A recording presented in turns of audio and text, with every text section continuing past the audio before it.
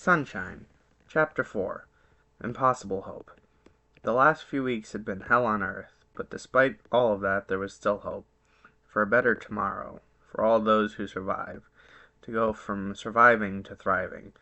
I went to check on Tom, and he was sitting in a chair smoking a cigarette. He gestured for me to sit with him.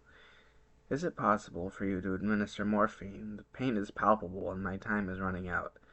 I went back to my train car and got my supplies.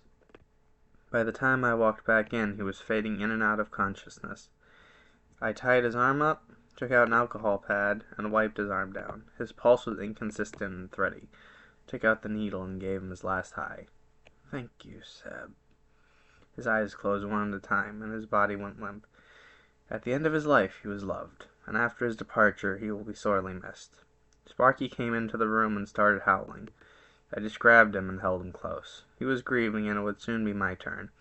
I put Sparky back down on the ground, and he brought over his rope to Tom, trying to initiate a new tug-of-war. Sparky kept dropping the rope at Tom's feet. "Sparky, Tom went home. Please, just don't." Seeing the sight of a lifeless Tom and a confused Sparky just hurt like nothing ever had before. I instinctively reached for a joint, had it in my hand, and I almost lit it up, but then I remembered what I'd promised to Tom.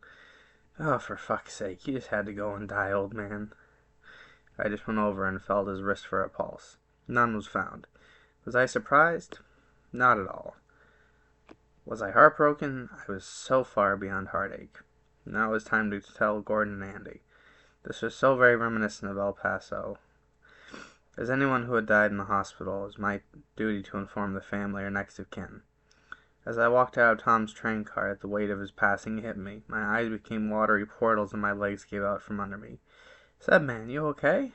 Andy had found me a crying, screaming mess laid out on the floor. He just sat down next to me and pulled me into a hug.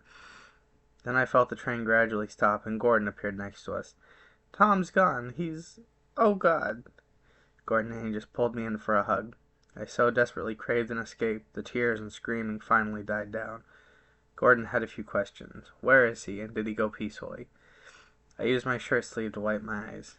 He's sitting in his chair in his train car, and yes, I administered morphine as he crossed to the other side. Gordon left us to go and see the body. Andy stayed with me as the pain was too intense. "What do we do now, Andy?" He just hugged me as we stood in the hallway.